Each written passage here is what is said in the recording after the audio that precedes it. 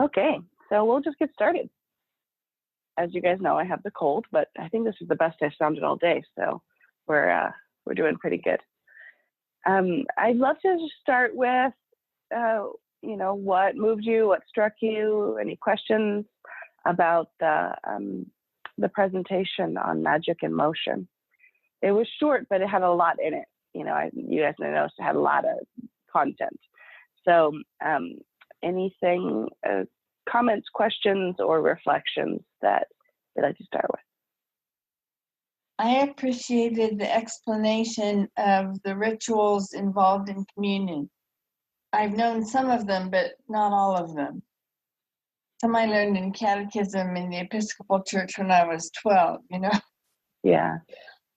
But this is much deeper, so thank you for that. Thank you, Paloma. Mm-hmm.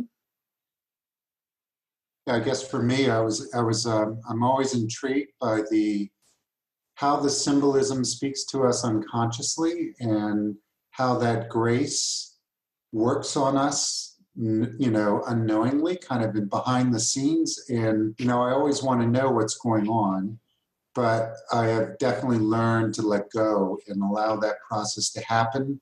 And I feel it happen. And I kind of want to, when I feel that grace moving in me, I kind of want to go to where it's going, but I just know that just interrupts it. And I just have learned to relax, like you say, just relax and open and allow that to happen. And the joy of knowing that it's happening. Yeah. Thanks, Christopher. I just was really moved from the very beginning, and when it was only 20 minutes long, I was like, oh, where's the rest? Because and I actually went and listened to some of it again because there just really was so much. But the image of all the hands from the cave painting, and just the questions about why do we look up, why is fire,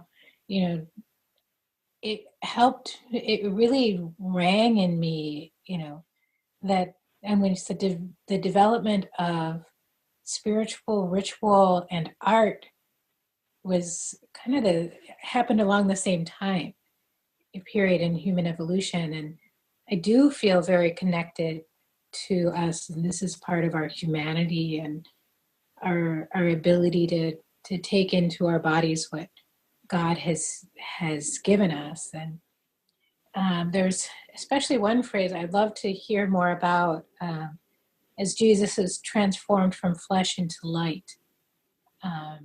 That's been something that's been pretty elusive to me. I've been around for, a long, long time on the path, but that's still, I'm like, so is he light when he was resurrected? Is that, we started talking about ascension, and it was like, yeah, we don't really talk about this part that much, but I have a real, just desire to hear more about that. Yeah, I can totally talk more about that. So the way Jesus did it is a little different than us because he came into this life super advanced, right? He came into that life super advanced. So really, in a lot of ways, it was more like Jesus was intentionally holding a lower vibrational form to stay physical than it was that he was working to stop being physical, right? Because that's the level of mastery. But for us, basically, if you think about vibration levels in a physics way, then more dense is more solid in our experience, right? And less dense is less solid. So when we work with light in our bodies, we're actually shifting the energetic density of our physical body. And when we get to the point where the vibrational level of the body is similar enough to the soul and self, then the physical body can change state. So now it has the capacity to shift from a physical to a purely spiritual state. And it's the same substance that was the physical body that becomes fully only a spiritual body. So currently, we all have a spiritual body, and that spiritual body is more or less bright light. And it's by working with light that we charge up the spiritual body, which is the matrix that communicates that energy to the physical body and changes the vibrational level of the physical body.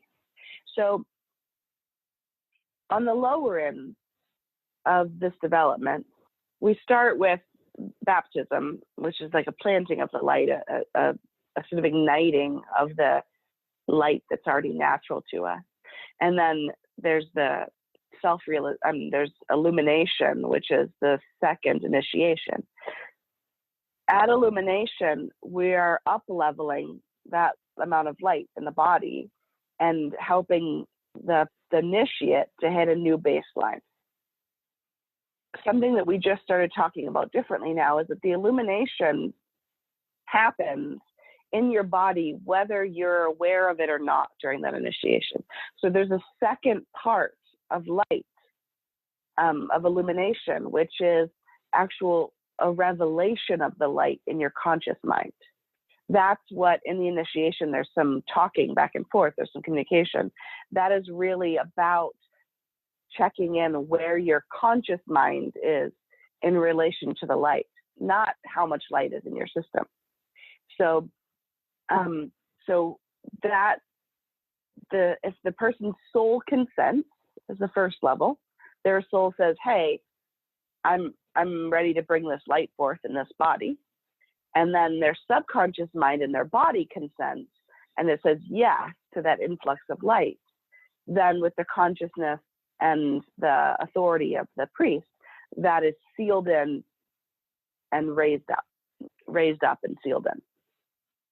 Then the person at that time may or may not also have a conscious awareness of a whole nother level of what light is, what it means, where it's from. There's this whole revelation about light, which is really unique to each person, and which that part, having concepts about it, really gets in the way.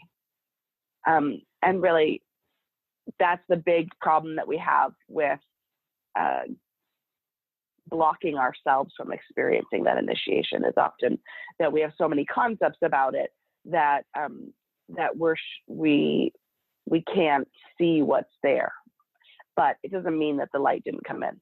So there's illumination, which is the beginning of that process. And then realizing fully the source of that light is the self-realization initiation, coming to see and to know face to face God inside of you. Now there's all this development that happens. There's all these levels between self-realization and ascension, obviously. One of those is that more and more your soul would communicate through your body, which means that instead of what's happening in your body being either sort of random, based on your subconscious beliefs and the genetic tendencies of your body, blah, blah, blah, those things, more and more what manifests in your body, whether it's health or illness, whether it's a size, a shape, a kind of awareness, a capability, these things become more and more a direct reflection of your soul. That's one of the steps on the way to ascension. So there are a lot more steps that we don't talk about. That we don't talk about very often, but there's a huge range of steps between a self-realization and an ascension. That's really the long answer. Hopefully that was fully satisfying. Does that work, Margaret? So Jesus is ascended. Okay, when Jesus came back and Jesus was resurrected in his body, was his body light then? The body in the resurrection? Yeah. The ascension itself is simply a symbolic display. Nothing actually changed from his resurrection and his ascension. Okay. Does that make sense? Really means, I just feel that that reality of Jesus choosing to be in the lower vibration. That's what Jesus was doing. That everything about in Christmas, coming and incarnating and things, and I feel that I feel that inside me. So, yeah. Yeah. Thank you. Welcome. Others? Thank you. One of the things that I noticed recently was I'm having some really sort of powerful experiences during our the solstice services, and not so much at a lot of the other services. So I guess my question is, what's making the difference in this, I guess, the symbolism or the action that I'm having more experiences in those services versus others? You have any thoughts on that?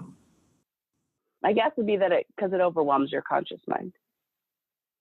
Those services have so much words that you can't really follow, that it kind of overloads the conscious mind.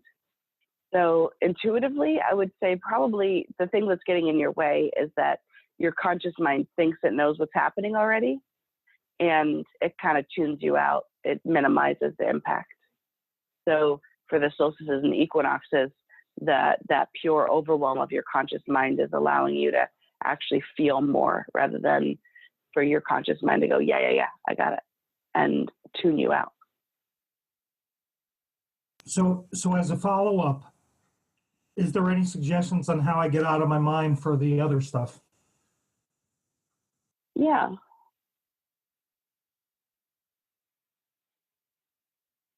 I think the beginner's mind concept is something to really practice, to go, anything could happen. So yes, my conscious mind is familiar with the process of communion.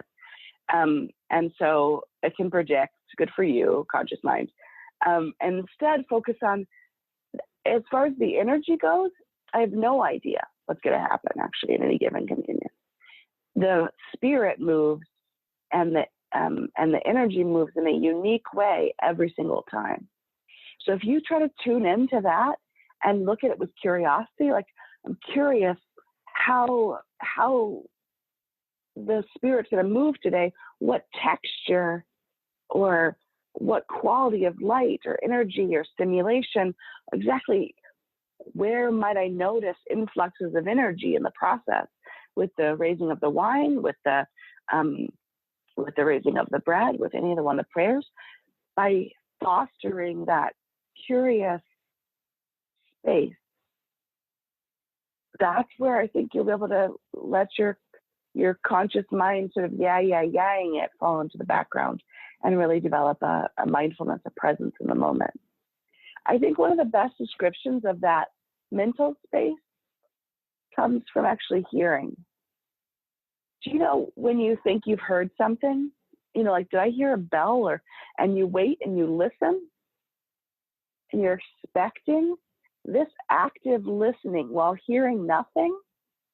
It's what's any moment a stimulus is going to come, right? There's a space. That is a good description of the same kind of mental state, to go, I'm holding space for what might be next here. And I don't know what that's going to be. And I'm just holding the space. That's I love it. I love it. Thank you. And I also just wanted to mention that every time I get communion, the first thing on my mind is, all right, what am I handing over? So I guess I'm probably blocking a lot of what I should be actually potentially receiving. Yeah. And that can be useful for some people, but I drop it for you. Don't worry about thinking about what you're letting go of. Just notice, pay attention to the subtlety of the energy. When is it coming in? Where is it moving in your body?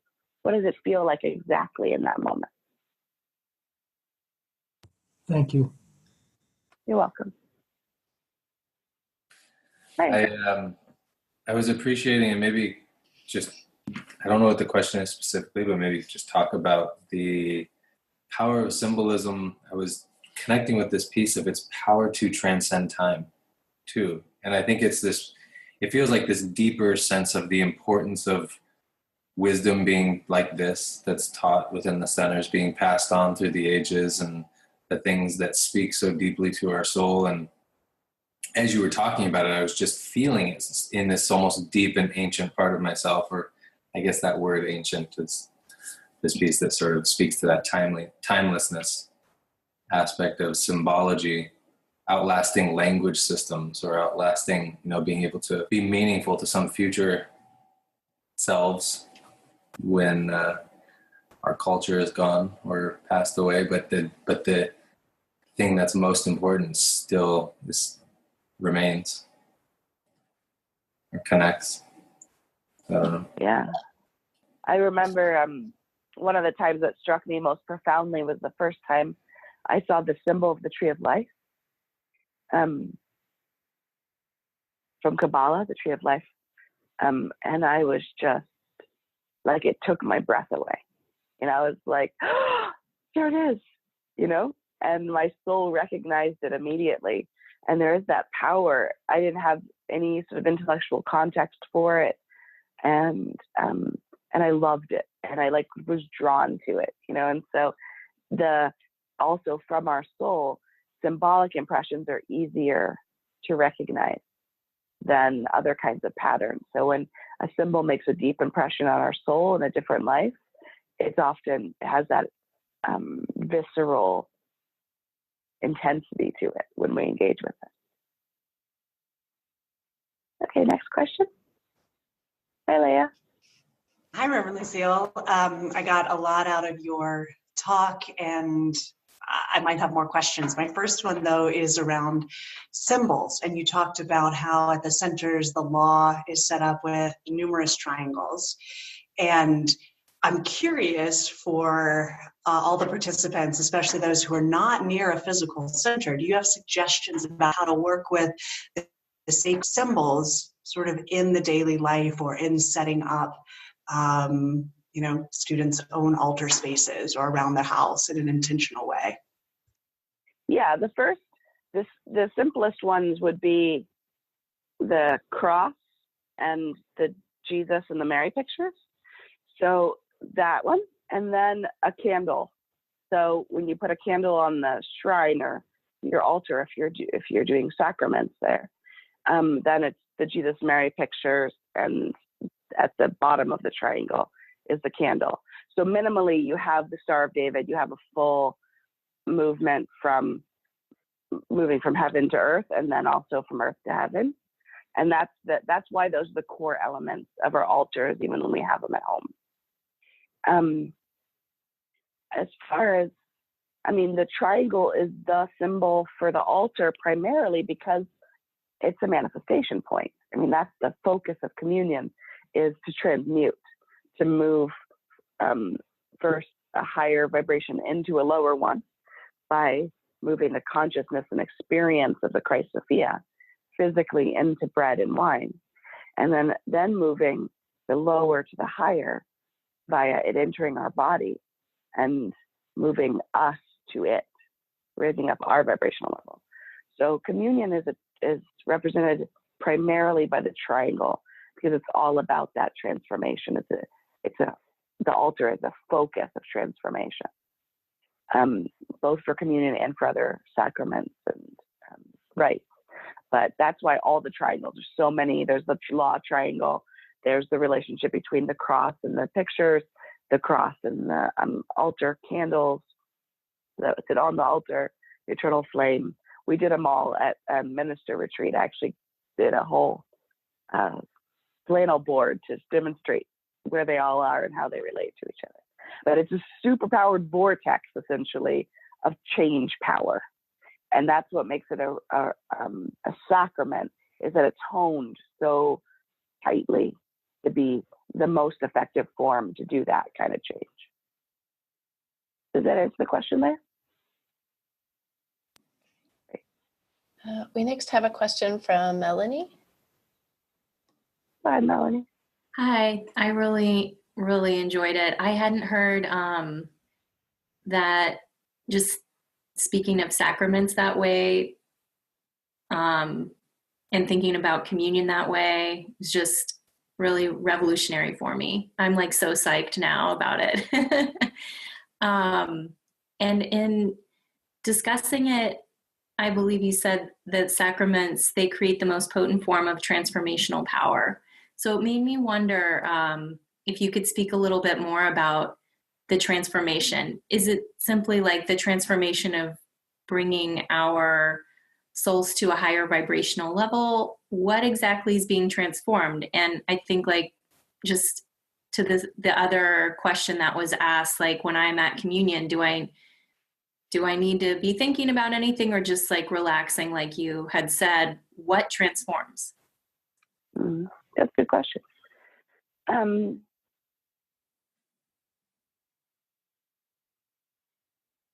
We used to talk about it in terms of sins and forgiveness, which if you've got a guilt thing, like for those people who their systems work a lot on guilt, then that can be a really useful way to think about it. You know, that they feel bad about the things they do and they can release them. If that's not the way you relate to yourself so much, then I would recommend instead thinking of it as attunement. So musically, if you have, my voice is so out of tune, it's funny for this moment, but right, if you have like this, it's like all messy and chaotic vibrationally. And then there's this pure note vibrationally of Christ Sophia consciousness. And the notes are actually two notes. The bread and the wine, they have two very harmonious but different notes. And so one way to think about it is as you receive it, it is calling or harmonizing from your own being. So those vibrations of your soul, which are attuned to it, come up. And those which are out of tune can kind of fade out. And that's why it's so powerful, a sacrament to do every day or to do almost every day, because that attunement happens in this really subtle but powerful way. Usually to get that kind of shift, that kind of transformation, we actually have to know what's going on. We need to actively engage with it. We need to create a different system to replace it, right? And this works in the subtle field without any of that. And so it's just calling up from within ourselves that higher consciousness, love, light, life, expansion, joy, beauty, and it's sort of pushing out gently those things which don't vibrate, which you could call sin or misthinking or lower vibrational consciousness. So overall, it's like a little dose of powerful harmonizing each time you receive. So for some people, doing it consciously, and especially if you have a guilt thing, you're like, these are things that I can't forgive in myself right now, then offering them and letting them go consciously can be powerful. For people who that distracts them, then it's better not to do it. So you just need to know yourself. It's better. I never have done it, and it doesn't work for me because I'm too heady naturally. So if I start thinking about it, I'm like, was it? I mean, is it really that bad? Or is that the thing I want to let go of right now? You know, like, wasn't there something more important I should be forgiven for right now? Right. And then I'm like, the moment's gone, it's past. So don't recommend that for that kind of thinker. Instead, for me, it's most powerful to really focus mindfully, like to really feel, if it's physical communion, that hand come down on my head, feel the sensation, feel when the energy starts moving. And if it's online, tuning in to that moment when the energy starts flowing, because you can feel it if you pay attention. You can feel that there's this moment where I'm going to give you communion, and then it starts, and there's a of energy. Pay attention to where the energy wants to go, and just enjoy that moment. Relish, be really intensely present in the reception of that, and then enjoy it. Like between the bread and the wine, I like to put my hands on my heart and just like when you taste something wonderful and you just let it linger on your tongue, like that in a feeling way. That it's something wonderful in my body, and just take a moment to like let it, like just bathe in it. And the next one comes and fully pay attention to that. Thank you. Can I sneak in a second question just about online communion? That's weird for me to think about, like how that works, because I grew up Catholic and was always present for communion. Can you say a little bit more about that and how that can still work, and is it just as effective? Yeah, it really it's a little. So this is exactly about symbols, because what we're missing is one of the cues. So the touch on us is an extra cue that we're missing, but the energy is exactly the same. So the only difference is you have to want it a little more. You have to you got a little less push for tuning into it. You got to decide to tune into it a little more fully. But as far as the energy goes, it's totally the same, and that's because there is no such thing as time and space. It's one thing, but the simpler version is all our souls are connected. So, and the spiritual world is outside the physical world. So where we are acting is really in the realm of the energetic world, like giving you communion. So therefore, the fact that you're physically present is irrelevant. Like whether you're right in front of me or you're 8,000 miles away, it's still taking place in the spiritual world. It's not taking place in the physical world. The only thing that's taking place in the physical world is this cueing, which is nice. And it can help us. But every piece of symbol helps us. The touch, the sound, right? The image of the movements of communion, the voice and the presence of the person. Those are all symbolic cues. None of them are doing the thing.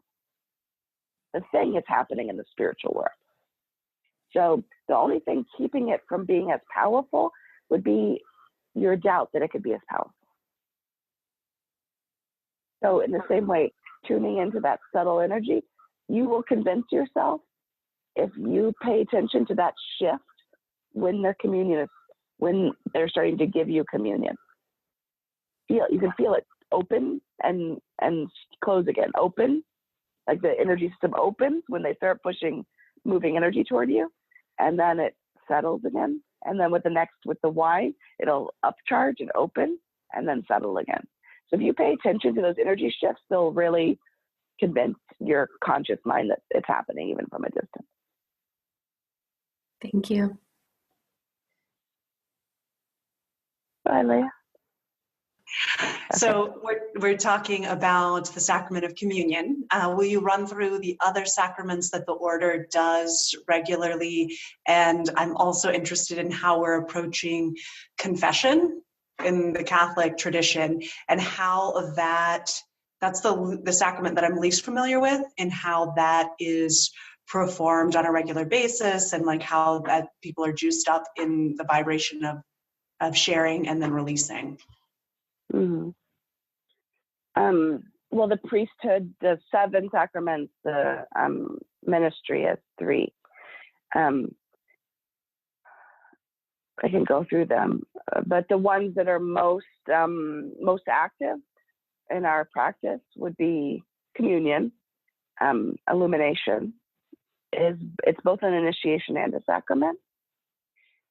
Confession is really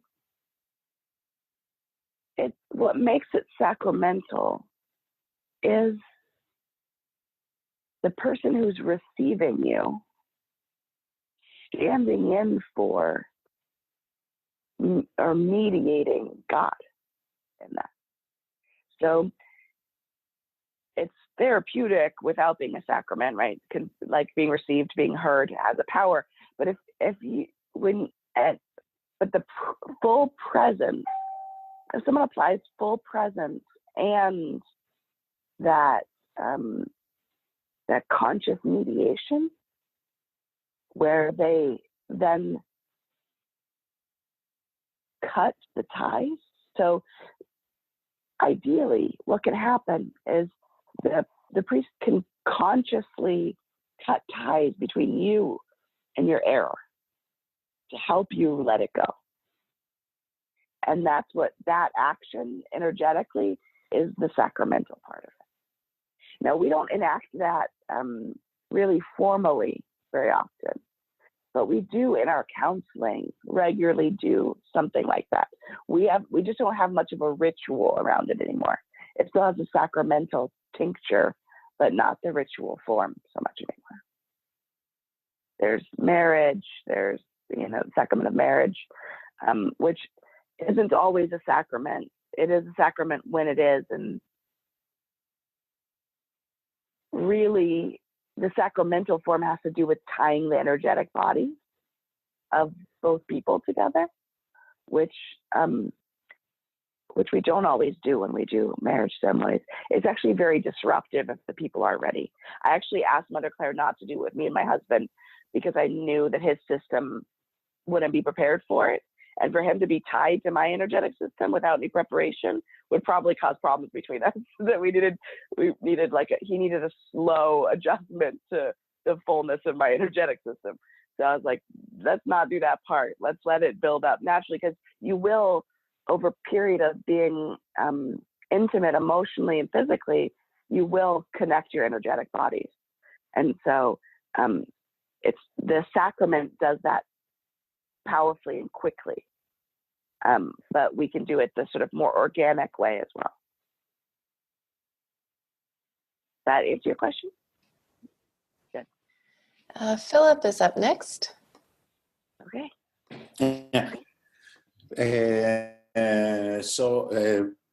Recently, I see myself sometimes when I pray that the being I pray to, it used to be in the past always out there, up in the sky, up in heaven, but sometimes now it's inside.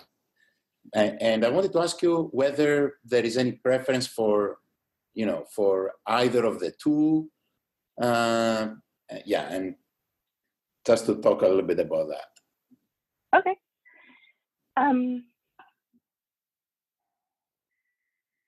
We only need up until we know the reality of God, essentially. So up helps us remember the vibrational reality, but actually in is up. So when we go in, and I actually made bumper stickers for the order like 10 years ago that said in is up. No one really got it. I was excited about it, but I was, because in is up. So when you go toward the center of your being, you're going toward the God self through your soul, which is going up, up, up in vibrational energy. So, so it's actually better once you've got a solid symbolic sense that God is higher vibration to go inward, because that's the incarnating energy. So basically, I would suggest in general, we look up and do up when we are focused on God's bigness, honoring, devotion, expansion. That's a good up energy. When we're working on incarnating, which is like to have that realization that we are that is in us, better to look in. And so for you, Philip, I would focus on the second at this point in your work. So to work on knowing that isn't separate from you. It's in you, it's through you, it's a part of you. It is actually everything all the time, but there is this focused part right inside your being. Right in your center is this portal, which I do want to explain. Somebody asked me about it recently. It's useful to think of your soul and God's self as portals. They are in your body, but they're bigger on the inside than they are on the outside. For those who like the TARDIS reference, that's there too. But you go in through the portal in your body. What's on the other side is endlessly expansive. So it is both contained and not contained in your body. You can do expansive by going in, but it's housed. These doorways, these portals are housed in your physical body. And it's good to teach your subconscious and your body that that's who you are. So that doesn't get too attached to this idea that your thinking is who you are, or your emotional system, or this body. So the more we look inside, the more we get accustomed to feeling and that understanding ourselves as that in us, and that God is not a distance away.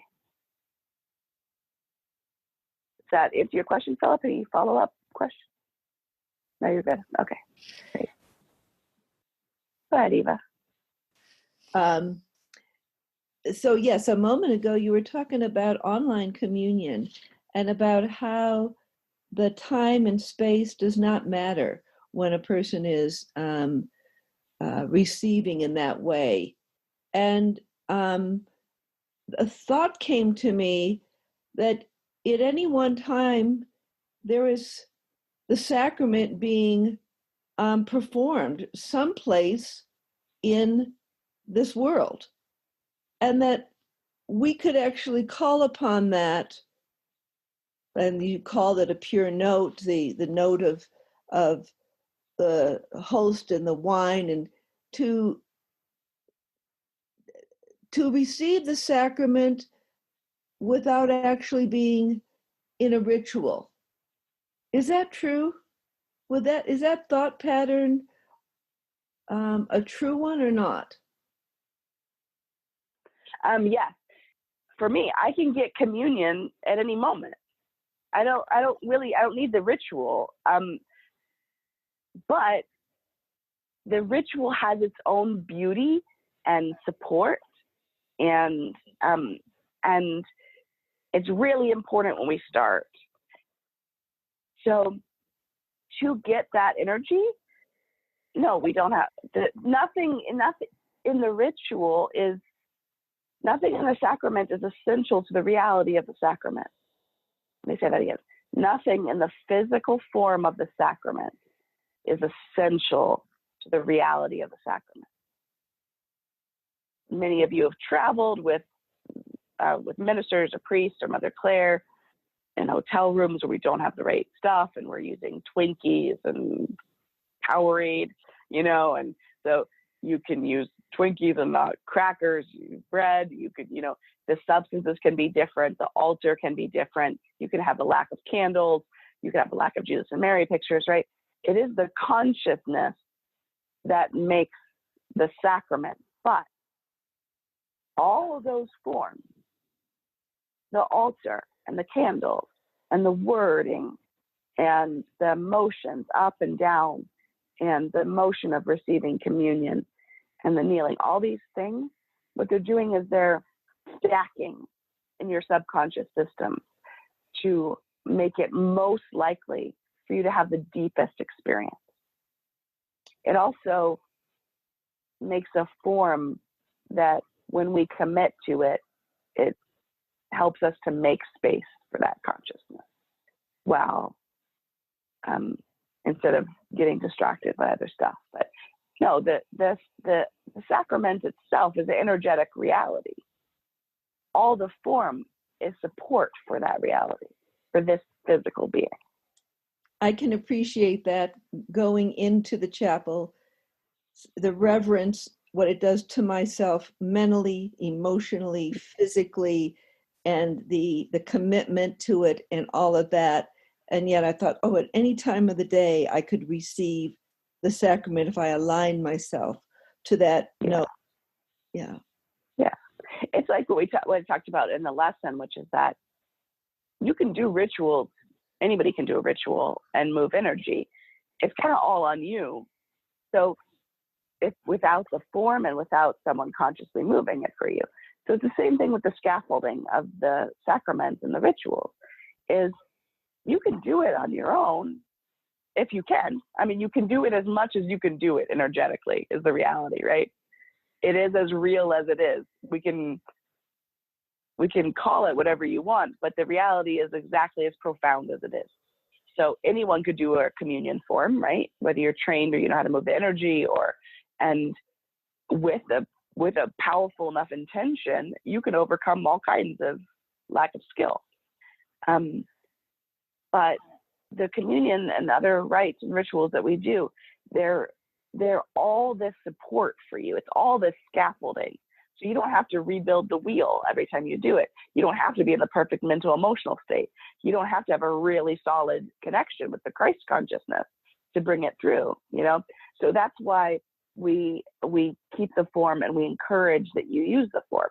But if any of you can't attend communion online or in person, and you're not empowered to do communion, tune into Jesus and Mary and ask them to give you communion. Open your heart and receive it, and you will get something. They're not going to be like, I don't see any candles, I'm not there, you know. They're like, it's not an inviting enough room, I'm not coming. So you can always open to that and experience that. But this is the only danger that I would think is sometimes it's actually, this is what they know about Burger King and McDonald's, is if they put salad on the menu, you're more likely to feel good about eating a burger. It's weird. Not because you order the salad, but because you think you can. So you see the salad, you go, there's a healthy option, which I'll do at some other time. And so now is a good time to have a triple cheeseburger because the healthy option is present. So when we think, oh, this option of not doing the physical form is possible, it can make us not do anything, you know? So then we go like, oh, I could just do it on my own. So I'll do that at some point. And right now I'm going to sleep, and that becomes the doing nothing at all. So that's the thing to watch out for when we talk about the possibility of doing it without the form. Thank you. I love the form, and I'm going to keep doing the form, but it was I know you do. I just call that in. Yeah, thank you. Yeah. Awesome. Thank you. Mine is also a communion question. I'm really enjoying this conversation. And it's just an add-on on Melanie's and Eva's question, which is, so when you talked about the difference between live communion and online, you talked about the touch of the hand. What about taking in the physical, blessed, transformed wine and bread? Can you say more about that? Thank you. Same. It's an extra sensory clue, and what's the word I want? Cue, right? So another sensory cue is the bread and the wine in your mouth, which you don't get online. So what you're missing online is all the physical body sense clues, sensation, touch, and taste. So it just, I think it's easier if you've had communion on a regular basis, because I had communion every single day, I don't know, for like 15, 17 years. So the taste and the sense in my mouth, especially energetically, is very established in my nervous system. So I can tune into what the bread feels like energetically, and that helps. And the wine, right? The wine has this wonderful alcohol in it, so it's like it's a sort of heat, you know. So it reminds us of spirit moving. That's why spirits are called spirits. Something about alcohol that reminds us of this rush of Holy Spirit. So it's the same as with the touch. It just you're not missing anything in reality. You're just missing a piece of scaffolding that helps you remember what the reality is. It just takes a little more commitment on your end. Mm-hmm. I have, so if we take that the other way around, I think part of my question is also, so we bless the wine and the bread. So if there's somebody who's not done communion, whatever, but they're willing to just take the blessed bread, is there something in the bread itself that if we give somebody this blessed bread and say, do you want to participate in this, and without them having maybe seen the transformation, the transmutation, can that help them because it carries that energy itself? Yeah, the physical reality of the bread and wine has been changed, and also your consciousness. The fact that you know that it's transformed makes it so. So there is something physical that happens, which is the upraising of the vibrational level of the wine and the blood. And for those of us who took communion every single day for so long, and who would still do, you may notice that the wine tastes different on different days, which is interesting. There's something about the wine is more sensitive to this shift in vibration that we could notice, especially with the old Manischewitz wine, that it'd be much sweeter sometimes and less sweet other times. So yes, there's something in the bread, and if someone were to pick up the bread on the street and have no idea that it was blessed, and there's no one there to hold the consciousness, then it's a little effect. If you're serving it, holding the reality in the spiritual world that it has been, then it expands. If they also know and believe, it expands. So it's a whole range of possibility of power. Thank you. That's really helpful. I'm thinking of sneaking in communion. Sneaking communion. Can't hurt, might help. I would put it probably in that category. And Christopher is next. Go ahead. Sure. Well, and it's about communion, because when I take communion, whether it be physical or online, I sense that the energy is entering through my crown chakra, and I sense that it settles down through my body. And what I heard from Philip is that, and well, just in general, you're saying that we're all connected to that spiritual body. And I'm just wondering if that sensation that I'm feeling is the reality of the communion, because I always thought that, again, the priest, the minister, is kind of being that mediator to bring heaven into earth. And that's where I was thinking that energy was coming down through my crown chakra. Is that? Well, in the physical communion, for sure. Because that's where their consciousness is. The crown chakra is a soft point energetically. It's one of the places that we most easily receive higher vibrations. So in the physical communion, it is their intention to move through this soft point. And so, yeah, that's the most likely way you're going to feel it, because that's the intention and the consciousness of the minister or priest giving it to you. If you're, because we have that physical experience, I find it helpful to think of it the same way when I receive online communion, because there's a sense memory that supports it. But you don't have to. I mean, you could see the energy coming in through another soft spot. Our chakras, so crown, ajna, heart, and solar plexus are all soft spots for higher vibrational energy. But this is the highest. It's the easiest point for certain kinds of high vibrational energy to move through, would be what I would say. Okay. The elevating expansion kind. Go ahead. Thank you. Is that complete, Christopher? Yeah, thank you so much. You're welcome. And Who's next? Gabrielle is next. Gabrielle. Hello. Hello. When you were talking about, or Leah brought up confession, I'm wondering if when you were talking about it, if that's for a priest and this person, or if it can be with a minister, there's actually a specific thing with that. Yeah.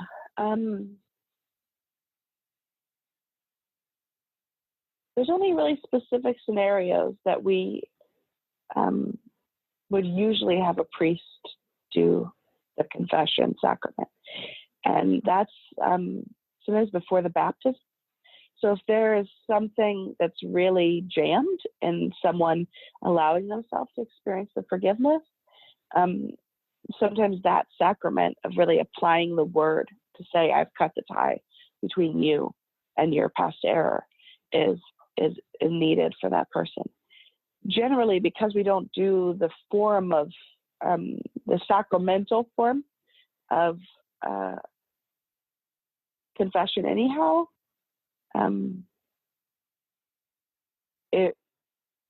the minister is completely able to deeply receive you and function as a mediator for forgiveness for you. Thank you. Awesome. And also just wanted to comment when you're sharing about receiving the communion energy without the form. I just had like a subtle experience of that recently. So I'm just really grateful that you talked about that, because I was like, I don't know if like that was real, or, you know what I mean? Or if like, it just made me question a lot of things. So it's helpful. Yeah. Yeah.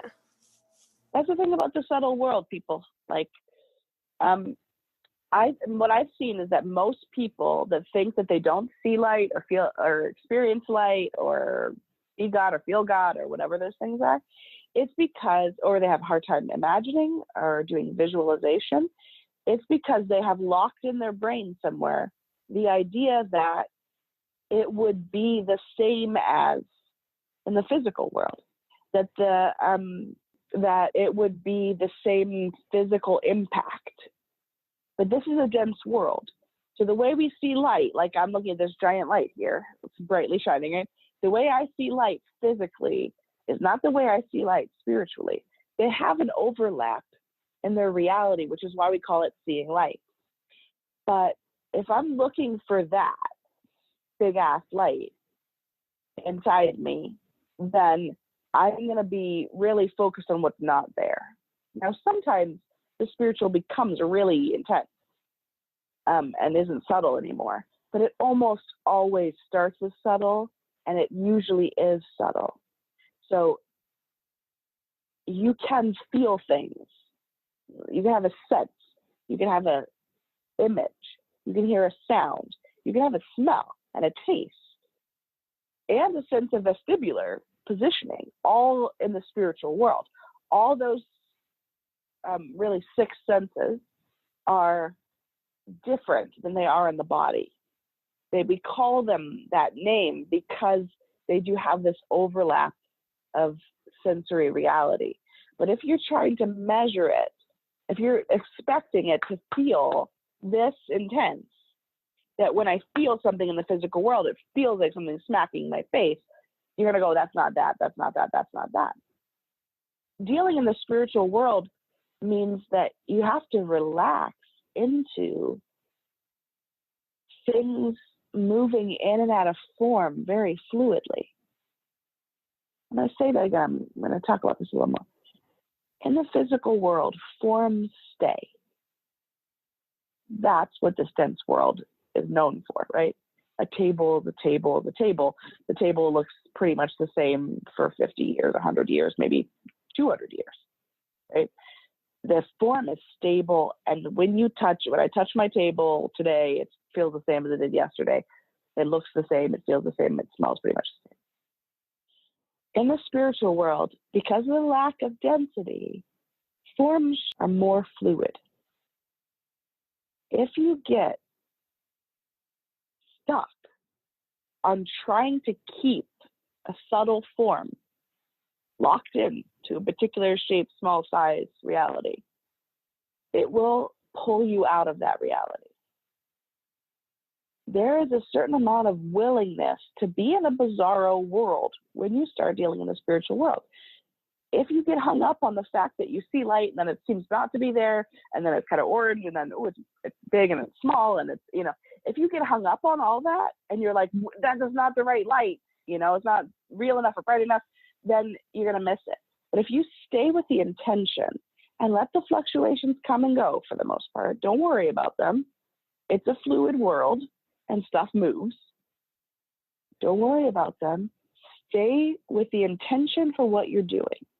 If you were trying to visualize, like the river of light, the healing river that we did this morning, if you're trying to visualize balls in a river, and it's sort of a river and then the image kind of fades out, you just stay with the intention. I'm putting the ball on the river, whether I can see it clearly in this exact moment or not. Your intention keeps the reality, not the image. The image or the sound or the sensation is not what holds the spiritual reality. Those are just cues. The reality is built by your consciousness, and it is real as long as you hold the intention of it and expect that it is real. So if you're one of those people that gets hung up about not seeing, feeling everything right, I recommend that you let go of your conceptions about what it's supposed to be like and focus only on the intention. It is there because I say it's there. The river is still there, whether my image of it faded out or didn't, whether I saw mountains for a while, a fire or something came into my mind. You know, the river is there because I said it's there. And so I can put this ball of light. The ball is here because I said it's here. I intend that it's here. I know what's inside it. What's inside it is a whole bunch of negative, dense feelings. It is real because I know it is. I put it on the river. The river is there because I say it is. And it floats away. And I know that it's moving further from me, whether the imagery comes in or out or not. We next have a question from Noah. Reverend Lucille, I have a question about communion for you. So sometimes the experience of communion for me is that there's a part of it where there's excess. I feel like it comes in, then part also flows out. Can you talk at all about that? About if there's a part that is excess, and say some words about what you mean by excess? I don't know if I understand what you mean. Like, okay, so like I feel it come in the crown, I feel my body, and then often I feel like there's something that comes out my hands during the experience of it. Just make like me coming out as an abundance of what came in, or coming out as drops? An abundance of what came in. It's like there's more that came in than I can actually hold on to. So some of it comes out as well. Yeah, so you're radiating the energy that came in. Mm-hmm. If you don't have a lot of resistance in your system, that's going to be natural. It's going to happen, whether you notice it or not. Your system is lighting up, and so it radiates. You sense it in your hands. It's happening all over your body. Okay. If you saw yourself with spiritual sight alone, you would kind of like the dimmer switch. You'd like brighten up and radiate more. So just a simple question. Sometimes, of course, at night when I close my eyes, and it's not always consistent, but I sense that I see light behind my eyes, my eyelids. And it's different. There's different patterns, different flow of that energy. I mean, am I seeing things, or am I seeing light?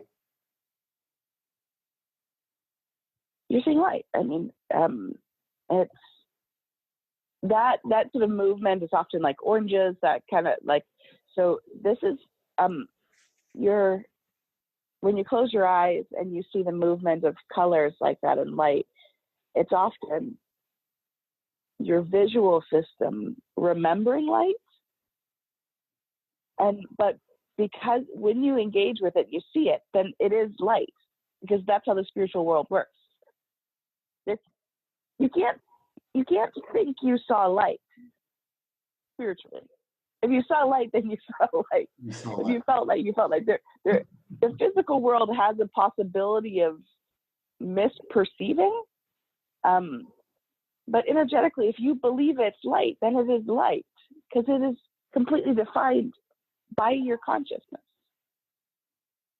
Well, and I guess that's similar to like the meditation this morning, just like you're saying, when the river is there, it's there because spiritually we are putting intention into it, I assume. Exactly. Okay.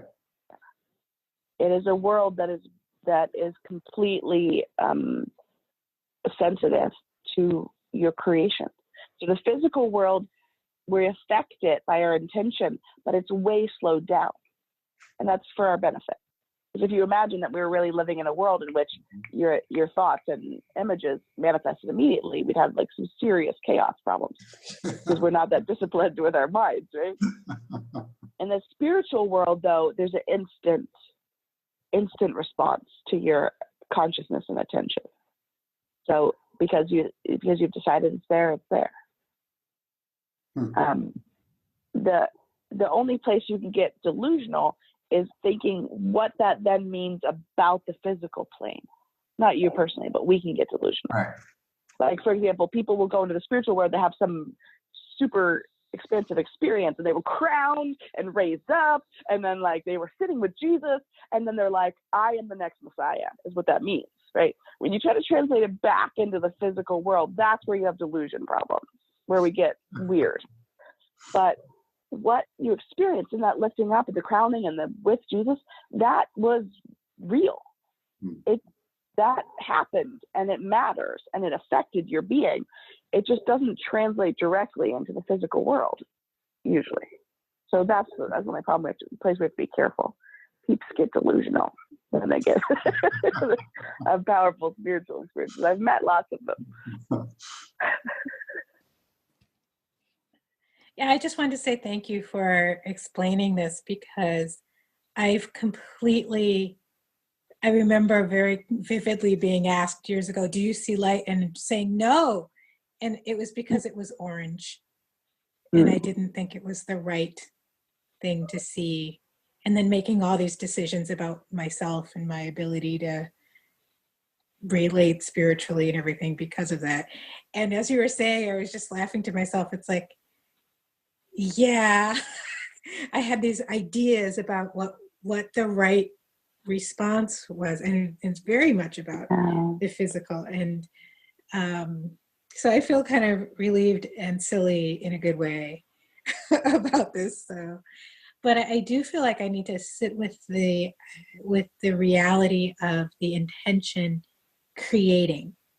It's like, and the subtlety of the spiritual world. And I'm looking forward to that, as especially for communion tomorrow, to be really tuned into the subtlety and just the generosity of the spiritual world. How generous of God and Jesus and Mary to be with us and to offer us this abundance of power and life, and that it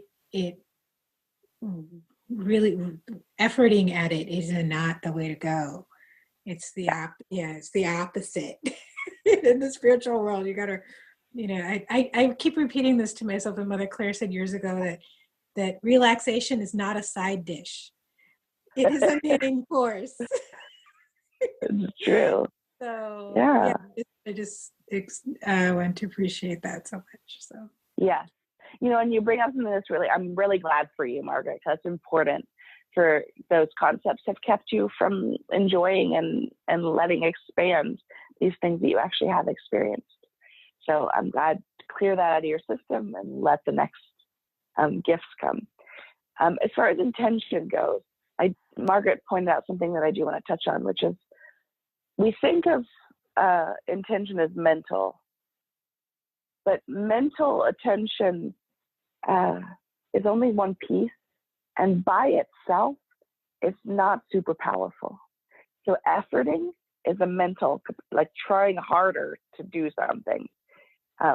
Like when I was a child and laying in bed and working on levitating, I was like really, really focused, and it did not work because I was trying hard to think about it, So real powerful creating is a whole being intention. It's a feeling intention. It's a decision, which I experience kind of solar plexusy. If you feel the way you make decisions that you're relaxed and certain about, like you see a piece of furniture, or you see something on a menu, or you see, you meet someone and you're like, yes, I want that, I shall have it, and it is happening.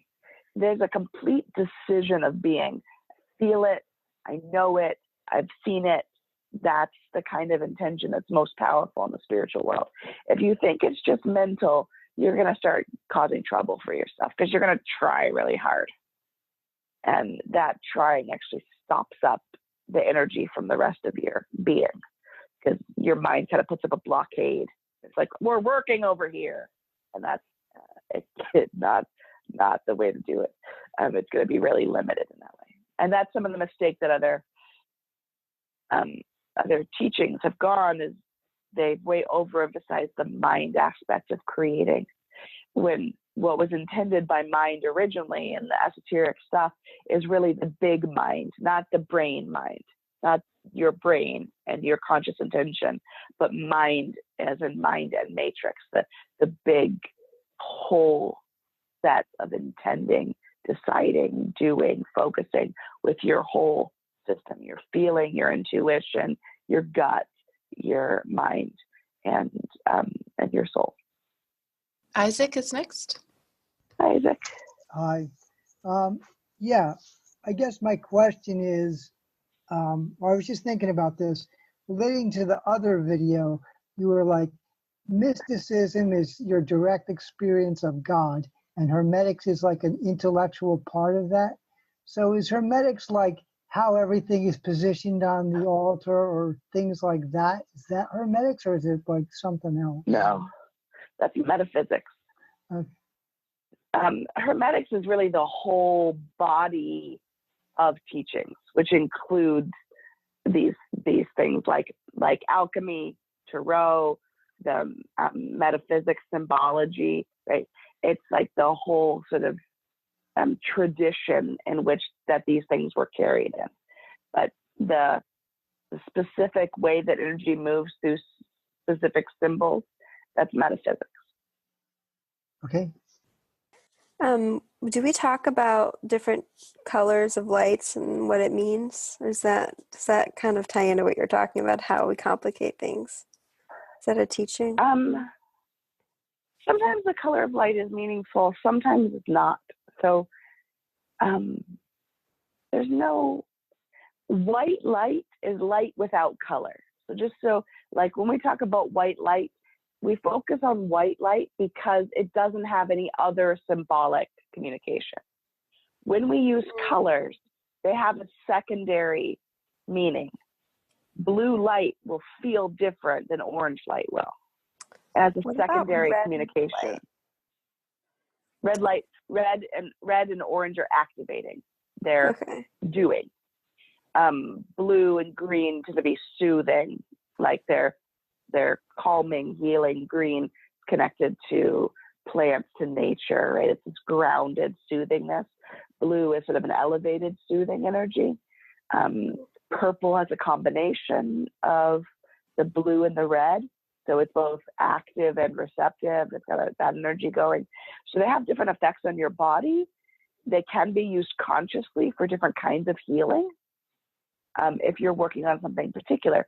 But if you're just seeing light and it has a tint, it probably doesn't mean anything. But probably just something, either sometimes you're seeing external light through your lenses, your eyelids, when you have your eyes closed, which will make it seem kind of orangey. Mm-hmm. Because if you look like at a light with your eyes closed, the blood vessels and stuff make it kind of orange, right? Yeah. So sometimes we just associate it with things like that, things on the physical plane. So the reason why we focus on white light is because it does not have a secondary symbolic message, which can confuse what you're doing. But if you see it with different colors, don't worry about it. It's light, just more of it. I would be much more concerned about brightness, say more of the light, like brighter, more intensity than worrying about the color of it. Thank you. All right. I think that's a good place to stop. So let's just close with a little meditation prayer. Just relax and breathe.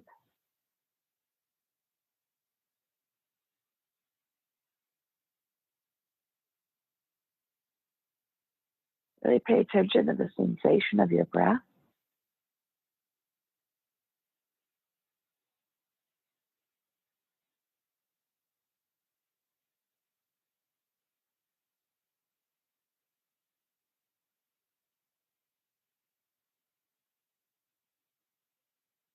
And on the out breath, say to yourself, I release all misconceptions, rigidity, fear, and anything else that has prevented me from seeing and embracing the spiritual world in all its power. So on the out breath, release all the limiting concepts, limiting feelings, limiting ideas about yourself and what's possible. On the in breath, breathe in freshness, potentiality, curiosity. That beginner's mind, anything is possible with an open heart and curious. Breathe out restriction, misunderstanding, old ideas, and breathe in pure potential, expectancy, hope, enthusiasm. Like Christmas morning, not knowing what's in the boxes, but looking forward to everyone, not knowing what's coming exactly, but saying, yes, I want new, expanded experiences of the rituals and the rites of the spiritual world. Breathe out old stuff, limitations, breathe in curiosity, excitement, expansiveness, anticipation.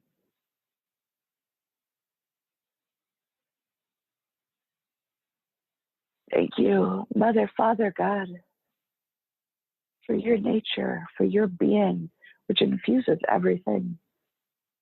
Thank you, Masters, Jesus and Mary, for your consciousness and your grace, which has made a path for us, for taking physical bodies and leading us in this journey of transformation. Thank you, Holy Spirit, for awakening us to spiritual realities. And thank you for all these brothers and sisters joining in heart and mind for spiritual community, for love, for transformation, and for joy. In your name, we accept these things and your blessing on our continued growth. In the name of the Creator, the mediators, the Holy Spirit. Amen.